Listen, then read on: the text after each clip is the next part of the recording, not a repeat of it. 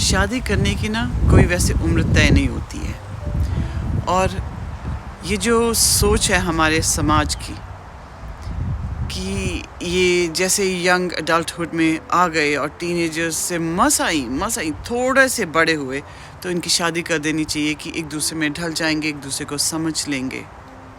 Consider this, 50% of marriages, 50% शादियां divorce में and up हो जाती हैं। और जो बाकी 50% बच भी जाती हैं ना, उनमें से काफ़ी हद तक, सारे नहीं, काफ़ी बड़ी परसेंटेज लोग एक दूसरे के साथ नाखुश होते हैं। वो या तो फाइनेंसेस की वजह से, या बच्चों की वजह से, या फिर फैमिली प्रेशर में, या इनएबिलिटी, इमोशनल अटैचमेंट जो हो जाती है, टॉक्सिक अटैचमेंट, उसकी वजह से उन रिश्तों में फंसे रहते हैं, छोड़ नहीं पाते हैं और ना खुश रहते हैं। तो ये जो सोच हमने बना ली है हमारे समाज की कि जल्दी से जल्दी शादी कर देनी चाहिए ताकि वो ढल जाएं। कैसे ढल जाएंगे जब एक दूसरे को ही नहीं वो पहचान पाएंगे, और वो एक दूसरे को तब पहचान पाएंगे जब वो खुद को पहचान पाएंगे।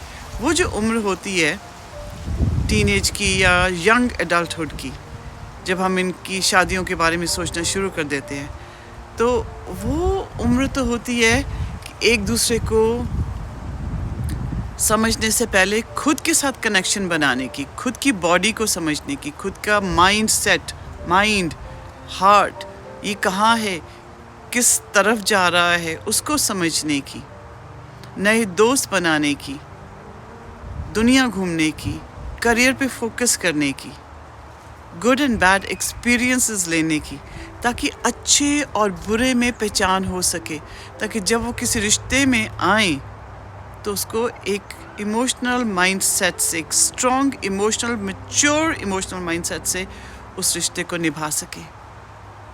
पर जब हम उन्हें बिना सोचे समझे अरेंज्ड मैरिजेस में या उनको शादी की तरफ धकेलते हैं, या उनको ये कहते हैं कि अब तुम्हारी शादी की उम्र हो गई है, तुम्हें शादी कर लेना चाहिए, ये फोकस उनकी तरफ लेके आते हैं कि उनका भी ध्यान इस बात पे ज़्यादा जाए, तो उनकी ग्रोथ कहाँ से होगी? कहाँ से वो अपने रिश्तों को समझ पाएंगे जब उनका रिश्ता उनके खुद के साथ ही नहीं है? सिर्फ बॉडी बड़ी हो जाए, उम्र बड़ी हो जाए, उससे शादी की कैपेबिलिटी नहीं हो जाती है, और ना ही शादी की रिस्पॉन्सिबिलिटी आती है। पता है, हमारे समाज में हम लोग कपड़ों के ऊपर, शादी में क्या पहनना है, क्या नहीं पहनना है, गेस्ट्स कौन आएंगे, और शगन और रिचुअल्स और खर्चे पानी पे, दाज दहेज पर, पॉम्प एंड शो, उस पे हम बहुत ज़्यादा अटेंशन दे देते हैं, जबकि हमारी फैमिली की अटेंशन जिन लोगों ने शादी करनी है उसके ऊपर होनी चाहिए कि वो अभी मेंटली और इमोशनली मैच्योर हुए भी हैं कि नहीं हुए, क्या वो रिस्पॉन्सिबिलिटी लेने की उन्हें आदत है या कैपेबिलिटी है, उसके बारे में कोई सोच ही नहीं है।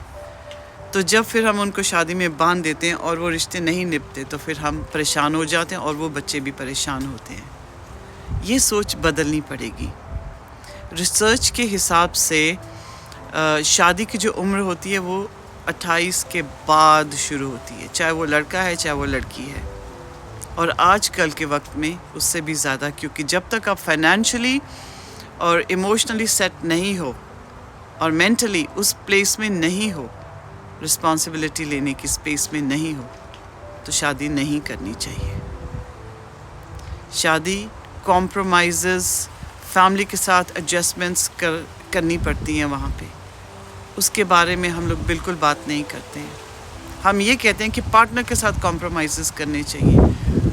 पार्टनर के साथ सबसे कम कॉम्प्रोमाइज़ेस होने चाहिए, इसलिए ताकि पार्टनर्स पहले ही जो शादी में स्टेप इन कर रहे हैं उनको ये पता हो कि हम शादी में जा रहे हैं तो हमें अपने ऊपर पहले काम कर लेना चाहिए, ताकि हम 100% रिश्ते निभा सकें, और जो बाकी के प्लसेस एंड माइनसेस फैमिली की तरफ से आने हैं उनको भी एज अ टीम हैंडल कर पाएँ।